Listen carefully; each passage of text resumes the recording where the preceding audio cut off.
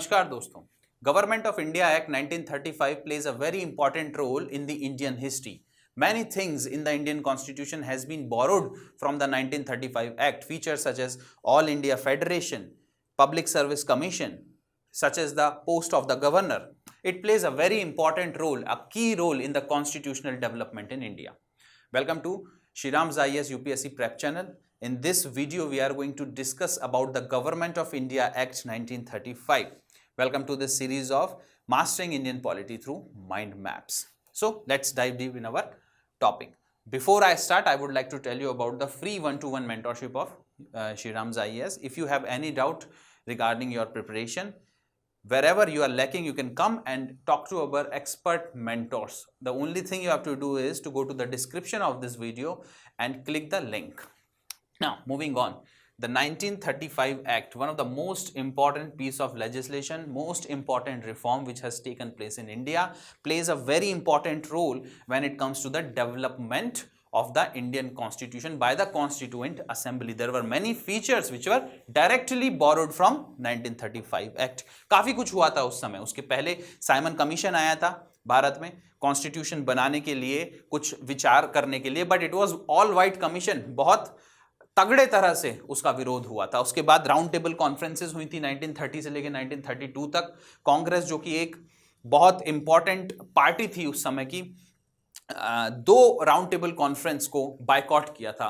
और जो बीच वाली थी, the middle one in 1931, Mahatma Gandhi himself has attended it, but it all failed from the Indian perspective.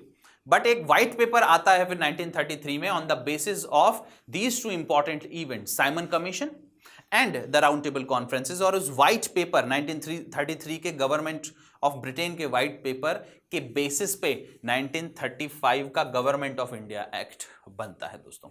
तो let's dive deep and see what's there. Now this is the basic background which I have already told you. The demands were high, the demands of self government was high.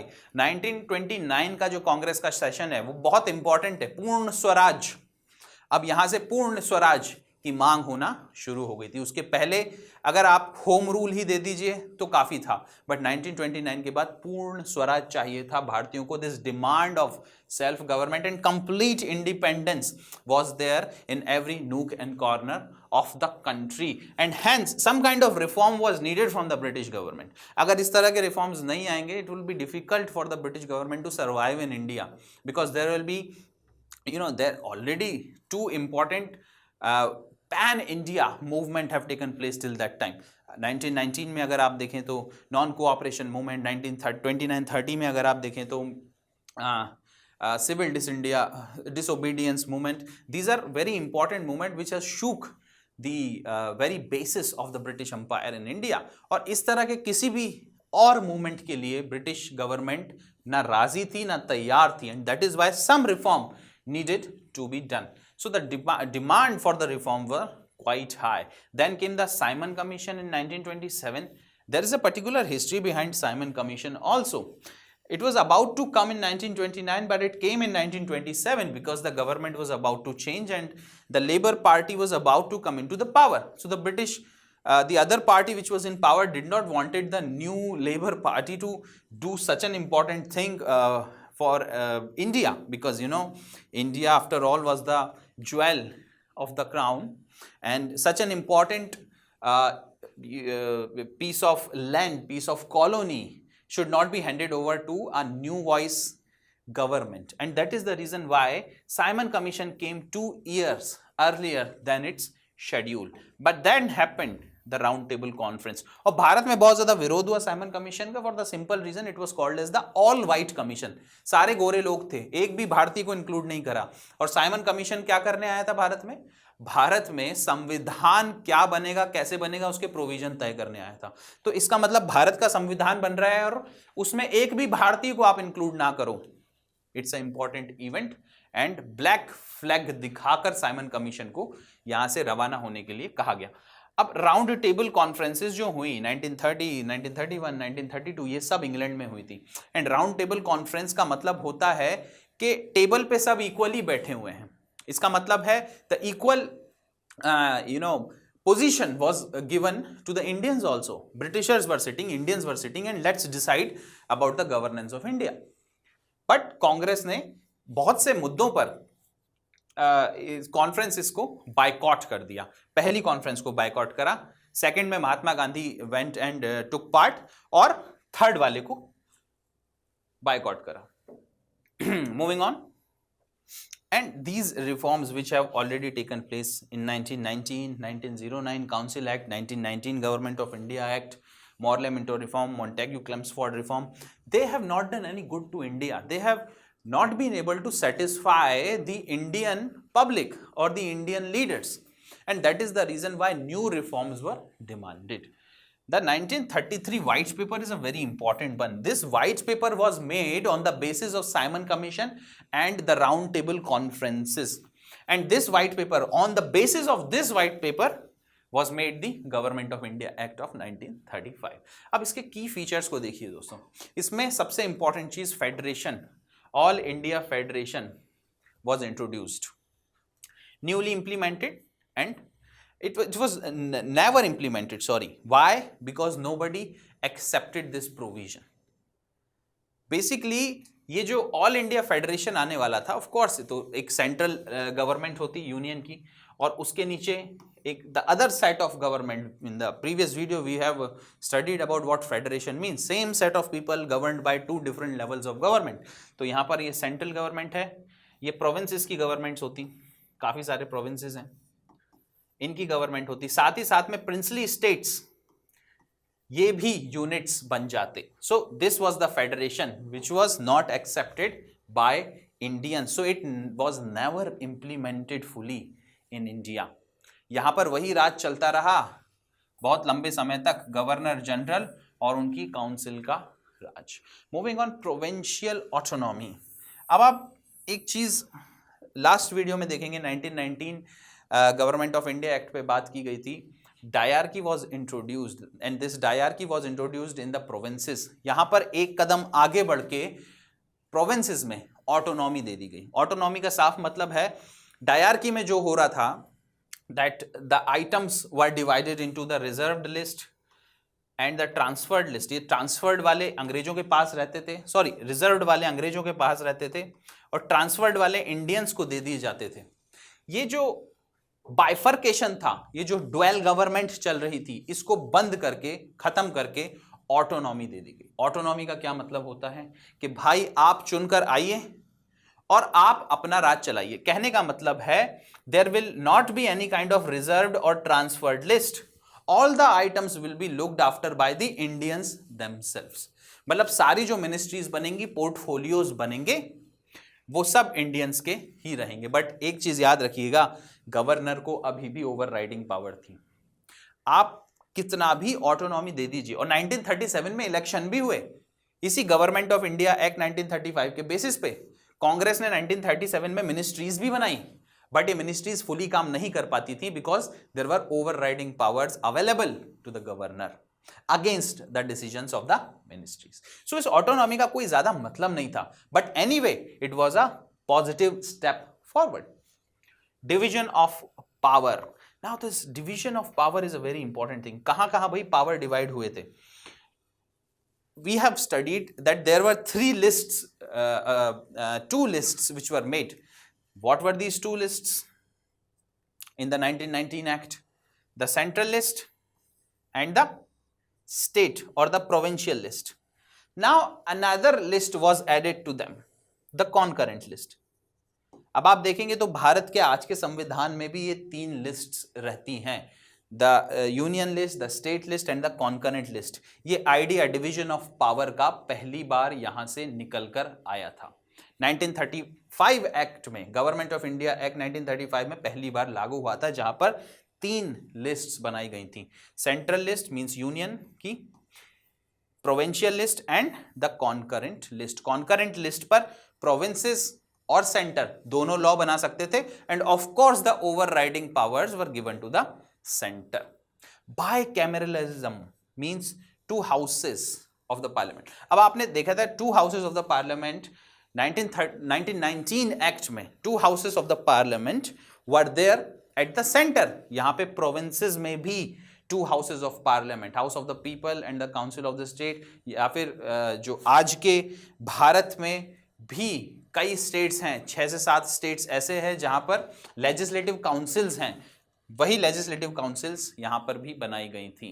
मतलब provinces में क्या होगा, एक house होगा जो लोगों को represent करेगा और दूसरा हाउस होगा जो काउंसिल होगी, और उसमें अलग अलग जगह से नॉमिनेशंस होकर लोग आएंगे, नॉमिनेट होकर, कुछ इलेक्ट होकर, but there were 2 houses and this provision came in 1935 act, a very important provision which still gets reflected in the present Indian constitution. Expansion of the electorate, अगर आप देखेंगे तो 1919 एक्ट में करीब 10% से कम लोगों के पास वोटिंग पावर थे, इसमें अराउंड 10 से 14% के पास वोटिंग पावर दे दिए गए, बट अभी भी परसेंटेज बहुत कम था। On the basis of tax, on the basis of property, on the basis of education ये वोटिंग राइट दिए जाते थे। So these provisions are they were not able to satisfy the Indian public. Now we were asking for adult franchisee, and we have given adult franchisee to the Indian people when we made our constitution, but look at this thing, only 10 to 14% of the people. That simply means the autonomy which was given to the provinces, the 2 houses which were created in the provinces, and the people who would come to represent the Indian public, those were chosen, those were elected by only 10 to 14%. But still, the good thing was that they were Indians, they were not Britishers. That was the good thing. See, the autonomy came in the provinces, but what happened at the central level? Diarchy at the central. तो 2 बहुत important चीजें हुई थी central level पे, एक तो all India federation बना 1935 act के थ्रू, और दूसरा dyarchy was introduced eight the centre. Dyarchy का साफ मतलब क्या है, कुछ रिजर्व्ड सब्जेक्ट रहेंगे और कुछ ट्रांसफर्ड। अभी जो रिजर्व्ड आइटम्स हैं ये ब्रिटिशर्स के हाथ में रहेंगे, और ट्रांसफर्ड आइटम्स जो हैं वो इंडियंस को मिलेंगे। But we wanted complete independence, we wanted complete autonomy, we were not satisfied with this, we were neither satisfied with this all India federation. Emergency powers and safeguards for minority. This is a very important provision which was introduced. अब emergency safeguards में क्या होता है, all the powers, all the autonomy which was there will be taken up by the governor or by the governor general during emergencies. We do have the provisions of emergency in the present constitution in India under article 352, 356, 363 different kind of emergencies. Same emergencies were there, but at the same time minorities. Now, you know, the safeguard for minorities looks like a very good thing. It is there in the present constitution also, under article 29, under article 30, even under article 25 to 28. Everybody, including the minority, religious minority, has been given the rights of conscience, rights of religion. Similarly, there are few provisions in the constitution which helps the linguistic minorities to establish the educational institutes and other things. So in the present Indian constitution, we do have the provision to safeguard the minorities, but at that time safeguarding minorities simply meant they were trying to divide India. They were playing this politics where the minority was turned against the majority, and hence, you know, these safeguards were only a political tool in the hand of Britishers to divide the Indian public.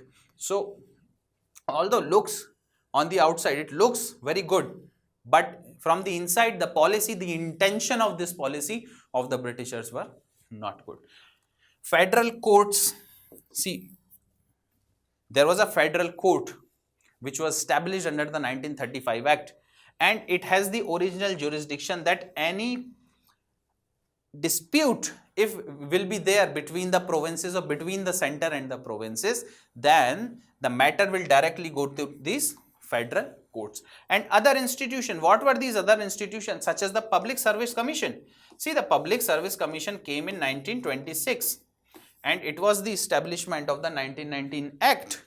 According to the provisions of this 1919 Act, the Public Service Commission came. But in 1935, this commission came to be known as the Federal Service Commission. And when the Indian Constituent Assembly made our own constitution, this same Federal Service Commission came to be known as Union Public Service Commission. So union public service commission का उद्गम जो है वो यहां से होता है. Indian council was abolish. This is the last point. What was this Indian council? भाई इंडियन काउंसिल 1858 में बनी थी. 1858 में जब क्राउन रूल टोटली आ गया था and East India company was abolished, then a secretary of state was and a cabinet post of secretary of state was established. अब ये जो सेक्रेटरी ऑफ स्टेट हैं, इन सेक्रेटरी ऑफ स्टेट को help करने के लिए 15 लोगों की काउंसिल बनाई गई थी और उस काउंसिल को बोला जाता था Indian council. And this was abolished in 1858. British parliament directly अब रूल कर रही थी. ब्रिटिश पार्लियामेंट डायरेक्टली गवर्न करती थी इंडिया के अफेयर्स को through the secretary of state. There was no need of any Indian council at that point in time. So I hope you have got these provision. These are very, very important provision and many of them are reflected in today's constitution as well. Now the significance and limitation. It expanded Indian involvement but British still controlled the key areas. अब की areas कौन कौन से British control कर रहे होते? आप देखिए जो डायरकी यहां पर इंट्रोड्यूस करने की बात हो रही थी, इसमें जो रिजर्व्ड सब्जेक्ट्स हैं जो ब्रिटिश के हाथ में हैं, those were very, very important. The law and order, the military, the police, the finances, taxation, every important thing were in the hand of the Britishers. And whatever autonomy which was given to the Indians, a little bit of expansion of the Indian involvement was done. But this autonomy was not a total autonomy, a complete autonomy, and the governor of the provinces have the overriding power against the decisions of the ministries. It inspired the features of the future constitution. Now future constitution, if you see, many things such as All India Federation, such as the Public Service Commission, such as the post of the governor, emergency powers which were there in the Government of India Act 1935 are also taken up in the present Indian Constitution. These are very, very important features which have forwarded in the present day constitution. Nationalists felt that the reforms were insufficient. Of course, because you know what? Till that point in time, we were asking for complete independence. We wanted Britishers to go out of this country. We did not wanted some small petty level of autonomy at the provinces. We wanted that the British government should leave India and give us complete independence, and we will look into our own affairs. We will make our own laws and we will implement them.